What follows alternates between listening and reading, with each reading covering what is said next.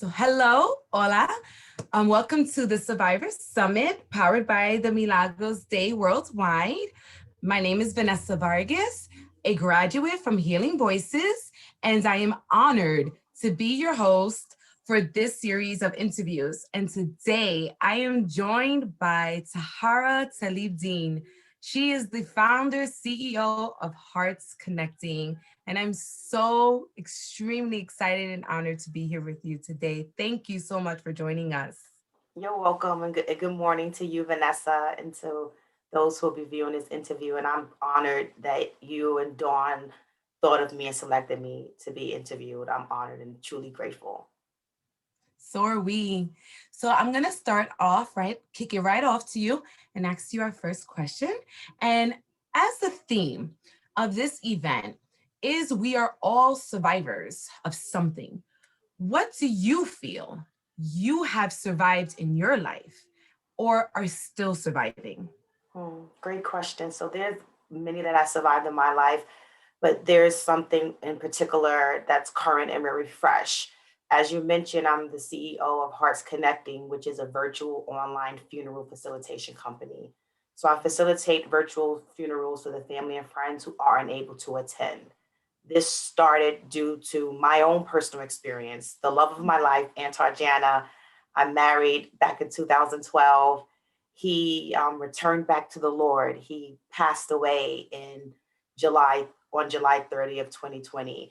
And I'm originally from New York City, and I live in California with my husband. And when he passed away, my family and friends could not be present during that time. So that's what sparked the idea for Hearts Connecting. But most importantly, I'm a surviving spouse. This is the first death that really hit so near and dear to my heart. And I'm experiencing life without my partner physically present. I know he's with God and he has moved on and made his transition, but I'm surviving life without my partner. Thank you for sharing that. Thank you for sharing that. Our follow-up question, though, will be, as a result of your experience, you have survived. What skills, abilities, or expertise have you developed that have contributed to your achievements or your success? Mm. So I think the one thing that stands out really loudly is faith. That is something that I had to develop, and my faith in God during this time. When you lose a loved one, you can't call them and ask them, "How can I get through this?"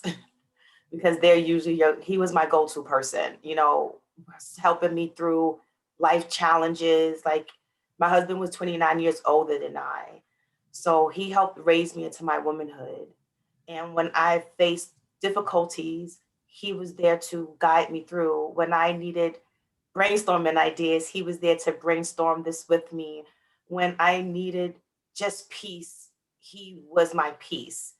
And him no longer being here, I had to grow, and my growth came spiritually, and my growth came through trusting in God more and putting my faith in God through this process. And I realized that although I'm a faithful woman, my faith in my relationship with God was not that strong.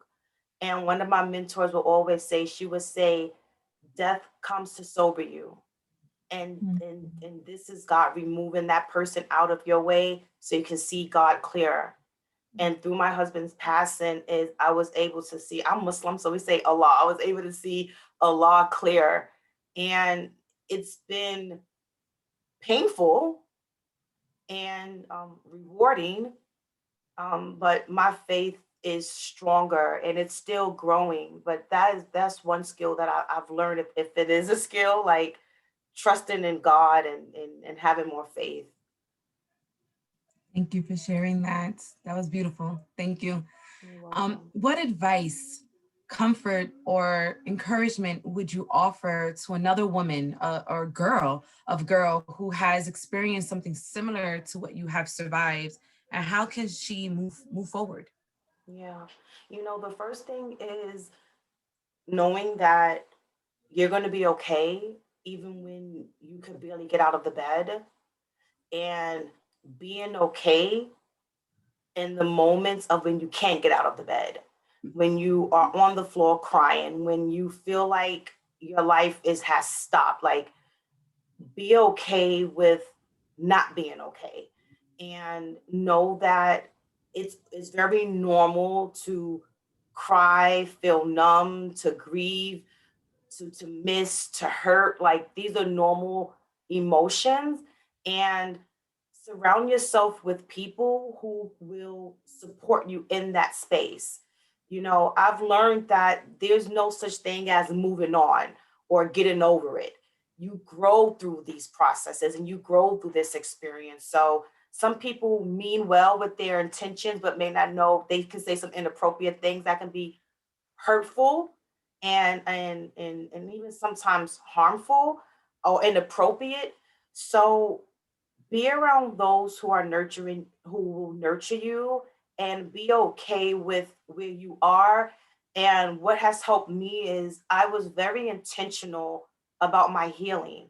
I said to myself, like, I want to feel this pain. I want to grieve my husband because I loved him with all of my heart. So it's only right that I honor this love by experiencing the grief. And no one can put a time frame. Last thing I'll say is no one can put a time frame on your healing. Healing is personal, it's between you and the Lord, and you'll know when it's time, because you have that inner wisdom that say, okay, it's time to get up and work on a project, or get up and take a shower, or get up and go outside, or get up and go see a counselor. So trust your inner wisdom. And if you don't have confidence and trust in your inner wisdom, then speak to someone who you trust that can help you through the process by advising you. Thank you. That's great advice. Thank you. So I have some additional questions to ask you. My first question I wanted to ask is, understanding that during the time where your life shifted completely, you are also physically alone. And how did that impact your vision of how you were going to move forward with your faith, and with really leaning in to your grief, right? And really embracing it because you wanted, and you still do, honor and love your husband. How does someone who is so isolated in so many ways move forward in that, considering this is something that many people have experienced throughout this past year? That's a really good, I like how you phrased that question. So, being isolated, mourning, grieving, and healing through my husband's passing, it has helped me to, it strengthened me, and not in a way to where I numb or avoid my emotions. Like, it strengthened the feminine in me. It strengthened that softness in me. It strengthened that inner voice in me, because I had no other choice but to call out to God, because I didn't have a house full of people visiting me or consoling me or caring for me. It was me and God. And let me just preface, I have great support virtually. I have a Mhm. large community. But with that, I had to trust and I had to cry out. And I knew that God was going to bless me, because first, I was dedicated and devoted to my husband. And by me being by his side, I could only get rewards from that. So I knew God was going to help me through. And by me being isolated and being able to hear that inner voice and that guidance, it guided me through to seeing what needs that I have to provide as a service to those in need, from Hearts Connecting to the widow support group that I started, So that isolation made it very clear as to what needs that are missing in society that I can fulfill by the grace of God. Mm. So it's kind of like you went, and we spoke about this before, you went through it to get to it. And that is Absolutely. to your purpose, to really not only heal you, but heal others through your work, which is a beautiful testimony as you are continuing to heal yourself. Yeah. And that says a lot about you as a woman, says a lot about you, your character, and even more, it says a lot about how you allow God, your Allah, to use you as a vessel and how you surrender yourself in your most vulnerable state. And that is such a beautiful testimony. How do you envision yourself continuing to move forward and giving other women an opportunity to learn how to use their moments of vulnerability as moments of opportunity to grow and to prosper? How would you advise, or how would you guide a woman who may be in your state but may not have the foundation? Because you came with a foundation, Yeah. and that doesn't have a foundation. How do you help someone who's just like in that constant state of why me? Yeah. So in Islam, we're taught, we don't question God's decree. Like everything has already been preordained. So when we are aware of that, we know that whatever befalls us was meant to befall us. So knowing that things are already pre-decreed, you ask, I would say to a woman that you're going to be tested. You're going to be tested with your wealth, your money. You're going to be tested with your family. You're going to be tested, and that can be whether it's a divorce or whether it's a breakup or whether it's a death. You're going to be tested, and those are things that prepare us for what's next to come and prepares us for the next life, the afterlife. So knowing that God is going to test you, it's really just holding on to your faith. And if you don't have a religion, you need to, my opinion and advice, you need to find one. If you came from a Christian background and you may not be really practicing, go back into it. Because if you come from an Islamic background and you may not be practicing, go back into it. Because that, to me, that worshiping a higher being, that is what's going to pull you through. And that's what's going to strengthen your faith. And that's what's going to get you, because it's great to have support. It's great to have outside or external support. It's important. But that internal support and that spiritual support is the thing that will really get you through to where you need to be. And I'll end with this. My husband would always, he was an imam, a spiritual leader, a teacher, and he would always say to his clients who he coached, he said, they watched The Exorcist, this movie, The Exorcist. And I think it was the priest came in to to remove the demons from the woman.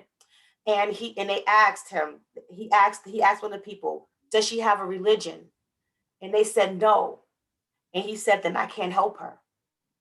So he knew that she had to have faith in God, whether your faith is strong or small as a mustard seed or as strong as a mountain. He knew that I could only assist if she believes in something greater than herself and greater than I. So that's something that I would say, your strength and your healing is going to come through your spiritual way, your spiritual practice, and your faith in God, and then everything else is a complement and an enhancement. Thank you for that. That hits me personally.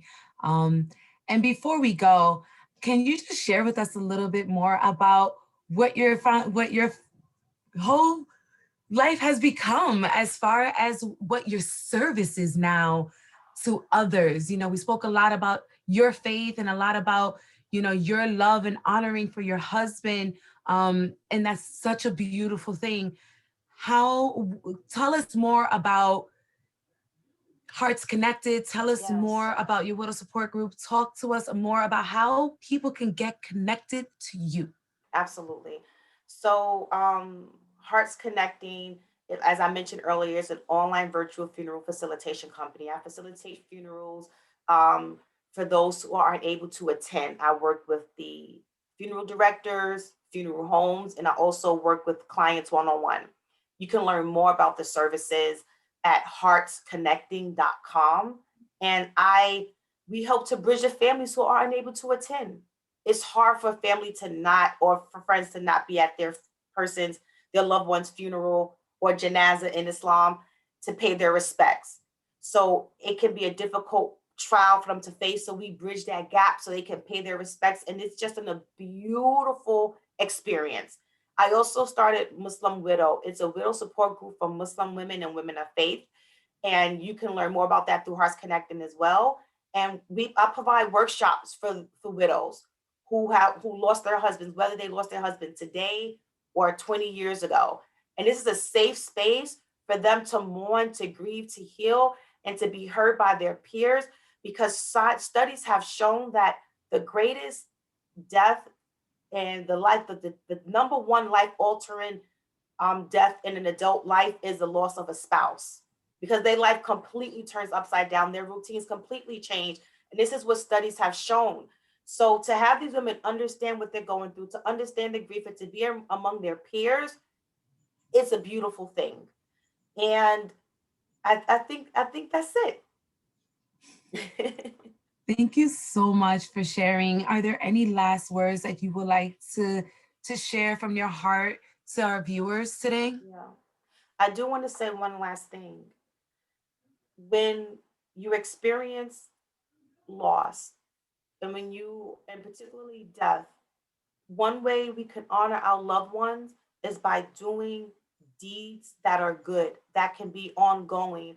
We believe in Islam that, there are three things that follow that can benefit the dead, and it's a righteous child that prays for them.